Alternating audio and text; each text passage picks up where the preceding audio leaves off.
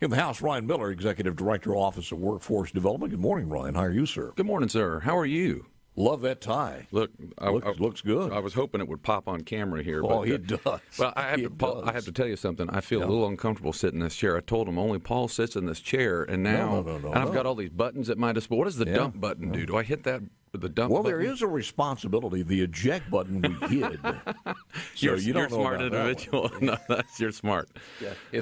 It is a large cane that comes out of nowhere and just pulls you off the stage and leaves with the words, "Sorry, Ryan had to leave." Yeah, we'll try to avoid that button. Seriously, man, what a week last week to hear that, because there were a lot of people, and I mentioned it on the air. What do you do? Because this industry is progressing and moving so very, very fast, and companies are making decisions now, and it seems like Tesla was pushing this. But your thoughts on it? Yeah, well, I think you're right. The market is growing, and it's growing exponentially, and it's growing very, very fast. And so companies are having to make very quick decisions in order to try to stay ahead of that curve. Tesla, the interesting thing about Tesla is for years, and this is just my thoughts here, anecdotally though they may be, the electrification industry was largely based on this ecological trend, this idea of trying to be kind to the environment. I still think people are making purchases or looking to that technology for those reasons, but Tesla brought the cool factor into it so that people now look at electrification or e-mobility. Yes, it's ecologically friendly in their minds, but it's also kind of the cool factor. So companies are trying to, all automotive companies are trying to get in on that. Well, one of the things that we go back before the days of Nissan, when Nissan was nobody even thought about it, is we have a workforce in Mississippi that nobody would ever build a plant here, because Mississippian building a car that people had to ride in would be something that nobody would even entertain. Sure. And they were so far wrong on that. I've always heard growing up, Ryan, that you had to work two ways. You had to work hard and you had to work smart. One could not be without the other. Because, for instance, you could have the best top recruit as an offensive lineman. If they were too stupid to understand the plays or too stupid to understand that you can't jump offside, all that talent goes to waste. And I think that's one of the things that we have here to build on, is we have good people with good work ethic in our state. Yeah, I agree, and I think that's one of the reasons why you saw such a major investment by Nissan. I think it's a testament to the fact that they believe that the Canton location has strong, hard workers who build quality products, and more than that, are workers who are ready to step up, to learn new skills, to learn new technologies that are going to impact the products that roll off the line every day. I think it was a testament to Nissan's trust and confidence in that location. We're excited to see them grow.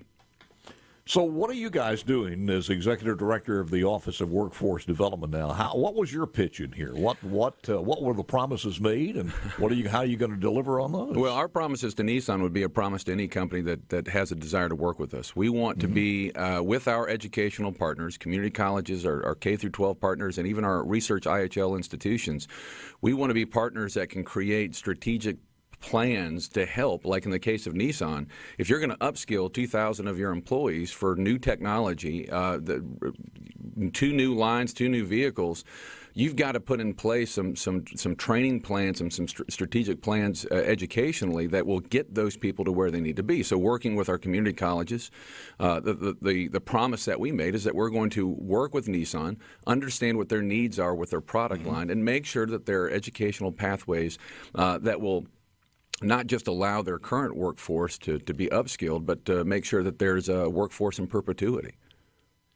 I ask this because I don't know, but to me, when I start thinking about this, I think it ought to be easier than a combustion engine, because you got a lot of different moving parts. I understand to train, and I understand it's newer to us as far as electric vehicle. But you slap the battery in, there's less moving parts, and the design is the design. So retooling that would be no different than retooling a different Murata or a Titan.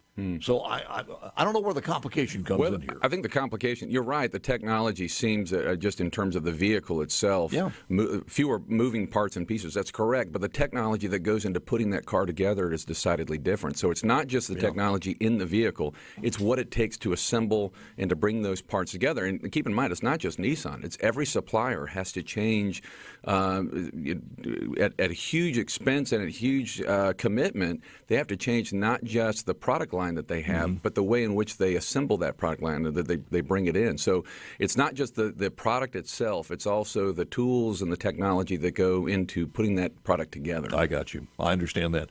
Ryan Miller, Executive Director of Office of Workforce Development. Ryan did, and I haven't read between the lines on any of this, and I might have missed it, but we're not talking about ending the combustion engines there. We're talking about adding these. Am I right? Yeah.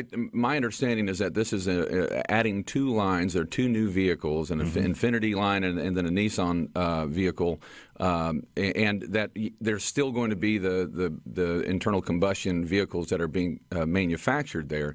But I do think you're going to see that this isn't just Nissan. This is industry sector wide, that companies like that are having to make the decision, how do we balance between our more traditional vehicles and those vehicles we know are becoming more popular and more in demand. Well, and you got to ask what's going to happen as far as the Toyota plant at Blue Springs, which is an even newer plant. So will that announcement be coming up there? They've got a load that they're doing just exclusively for Corollas. Sure, but I think you're going to find, and no one from Toyota has told me this, but I think you would find by looking when they build automotive plants now, they're not just building for today, they're building for 15, 20 years from now. And so anytime you put a plant together, you have expansion in mind. And if the market is good, then you're going to find ways to expand on that footprint that you have. Toyota may be no different than Nissan here, and I would say it's a domino effect. We've been blessed enough to get to work with folks at MDA on projects that and looking at trends on projects all around the country that are landing for electrification. In my opinion, it's a matter of time before dominoes start to fall for the state of Mississippi. And in my opinion, I think Nissan might be the first domino for us. When you hear that, I think it was somewhere in the bottom of the story, there was a possibility of battery operations or battery production also happening here. Speak to that, because I didn't understand that with clarity. Did they commit or tease, or is that just an open possibility? Well, I don't have any of the specifics on it. I would think it's probably an open possibility. When you look at the contiguous states, and those are the states that we compete with every day, Tennessee's, Alabama's, even as far as Georgia and South Carolina, you're seeing not just the vehicle land, the company landing a new electric vehicle there, but it's all the ancillary products and product line that go along with it, batteries being chief amongst those. So there are battery factories that are now looking at the American Southeast because they know the automotive sector in the southeastern United States is having to make the same decision Nissan did. My understanding is these two will be ready for next year. They'll be on the market by next year. I'm not sure that I know that this is an investment that's going to take several years. I think 2025 is what I heard in terms of production. So okay, so I could be wrong, but I think that's accurate. Well, you never know with the automobile industry changing like it is. It is, and these batteries are getting better and better all the time. Sure. We'll find out what happens. Yeah. I want to ask you, and we got a break coming up here, but I do want to ask you how we match that now. How do we do it? What do we have to go into schools and community colleges, and we have to rethink what we're teaching, how we're teaching, come up with a new curriculum, come up with new training? How do we do that? How can we be ready? Because we're talking about, minus the battery factory, if that did happen, we're talking about re-educating a large sector of the workforce to do this.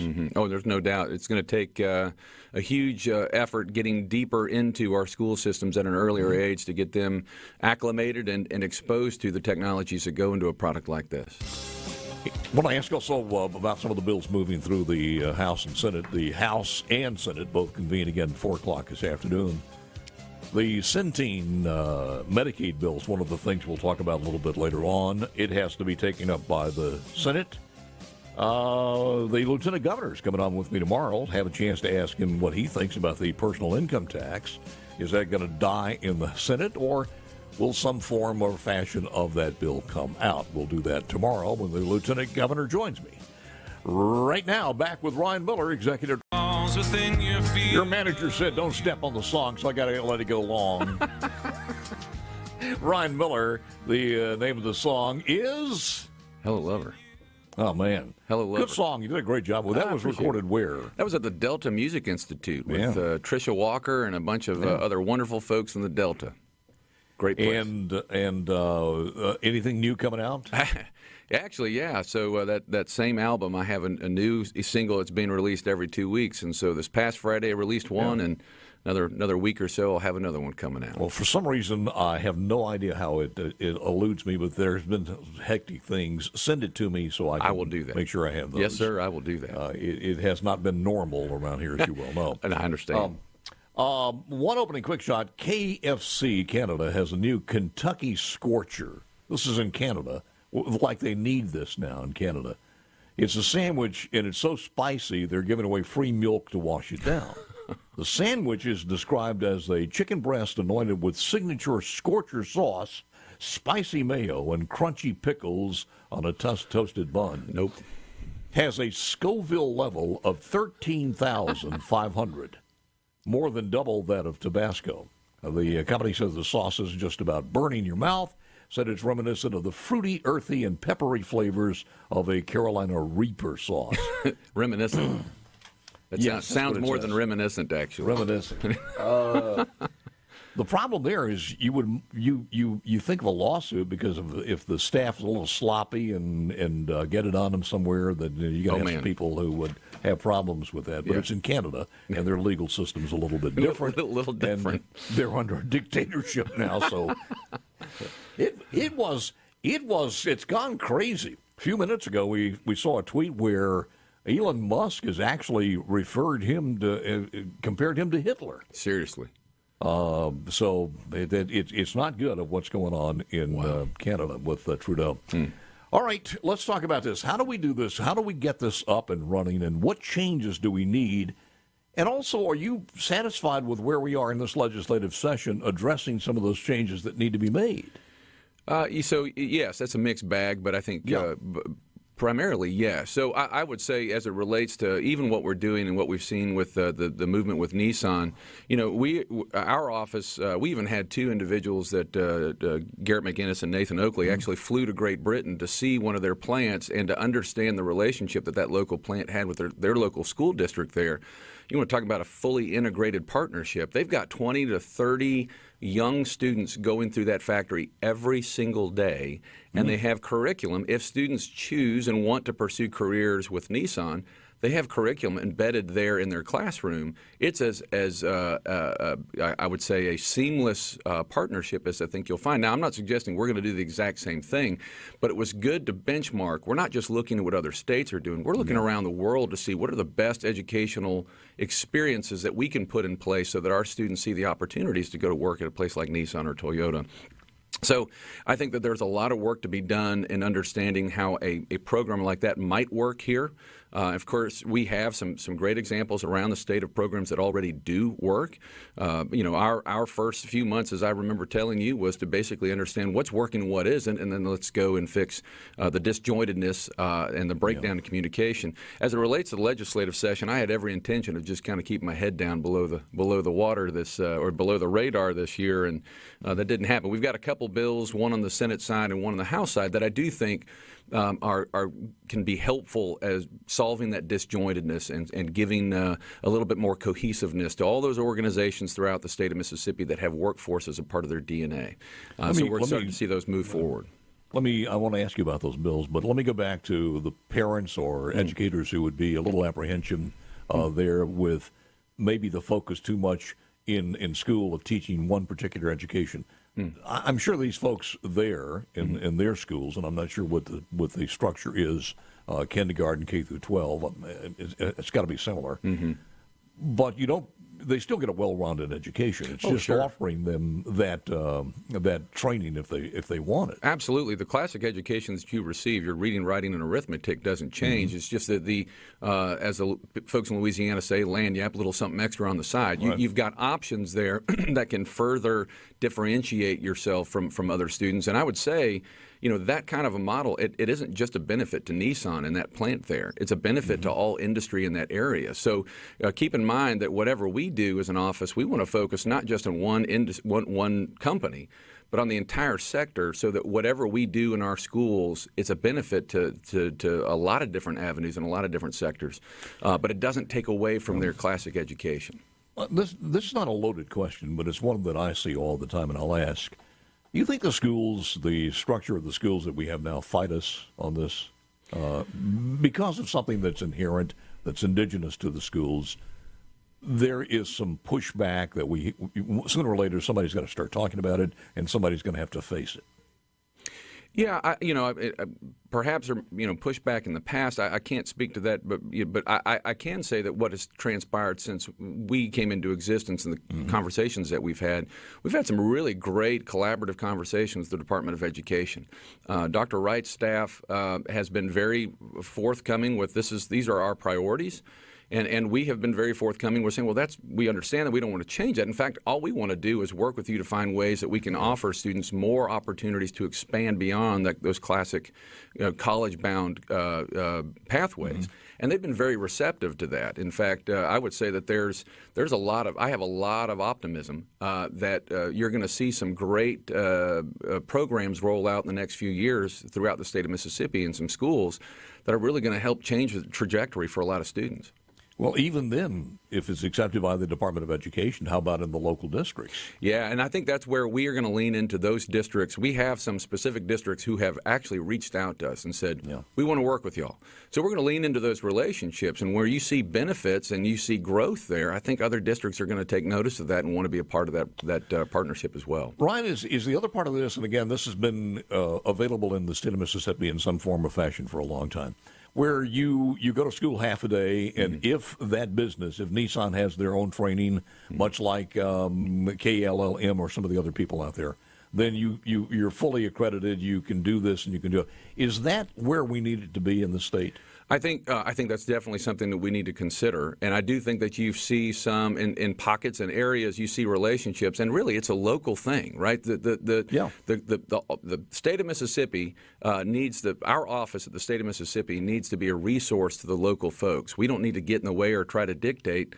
And what you've got are, like in Northeast Mississippi, you've got relationships with local industry. You've got career coaches that have taken off in Northeast Mississippi. These are people who are not working. They're not employees of the school.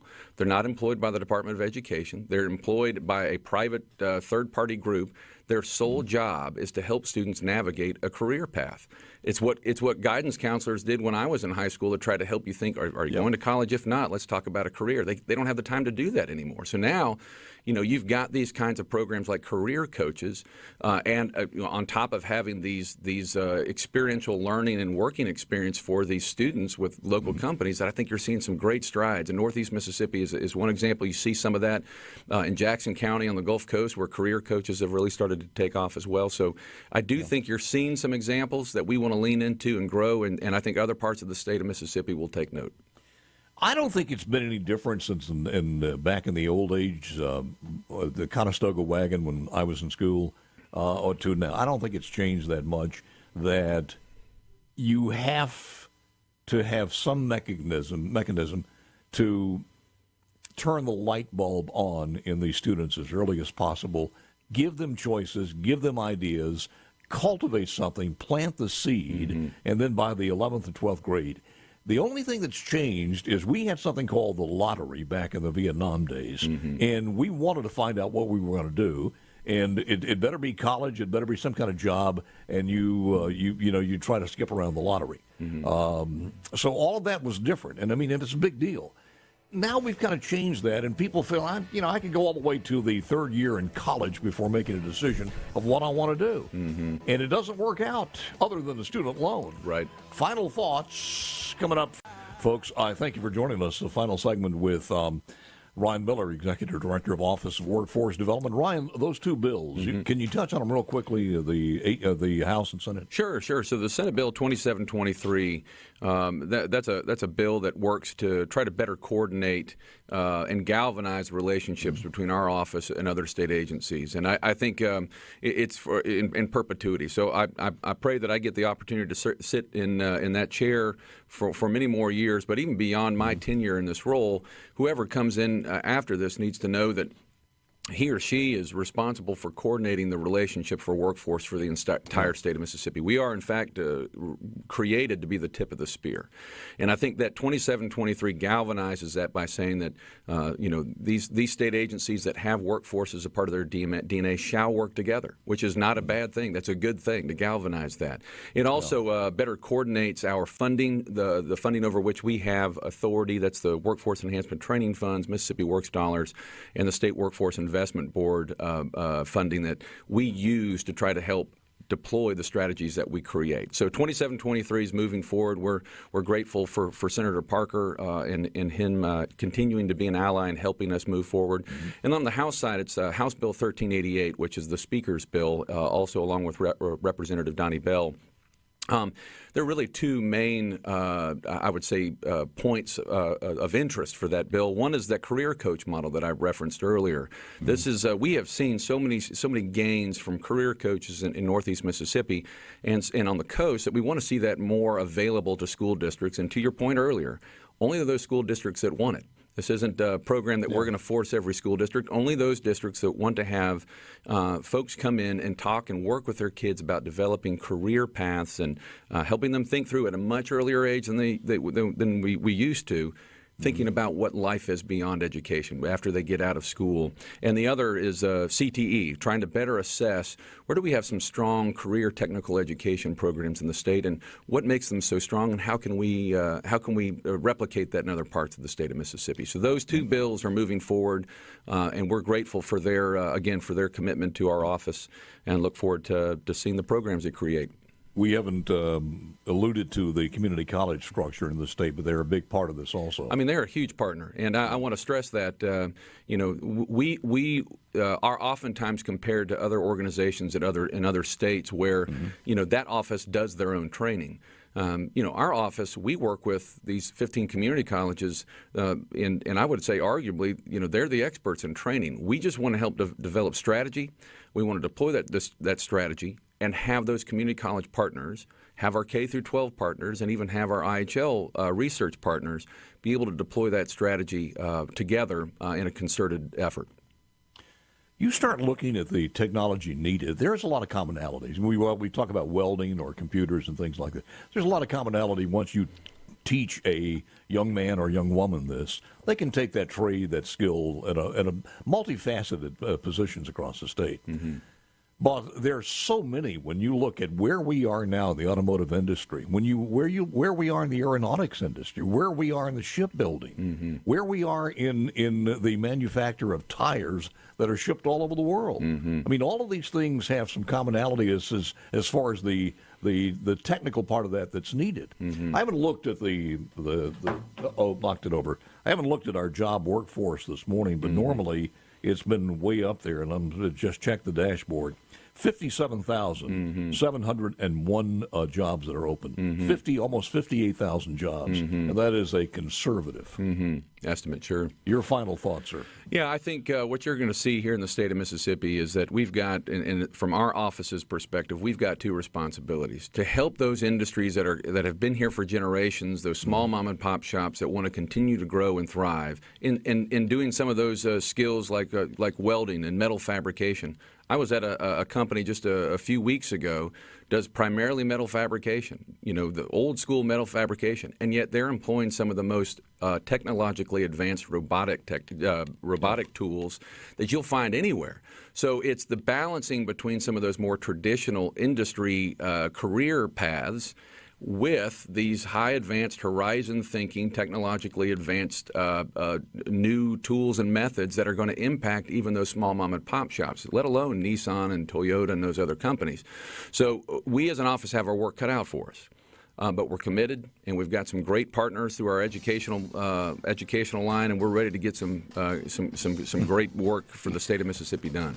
Right, I think it was an understatement. You have your work cut out for you. You look at that's where my gray hairs are coming from, Paul. That's where the gray hairs are coming. Stand by, more coming. When you look at this workforce out there, you got to train them, you got to energize them, you got to get them enthusiastic. You've got to, in some cases, to completely change the way that they're going to an interview or with their resume and everything else. And then at the end of the day, you got to train them to do that job. Exactly. If you can do that, then you have been a tremendous success. Yes, sir. Always, sir, it's a pleasure. I thank you so very much for filling the chair there. Look forward to seeing you soon. Likewise.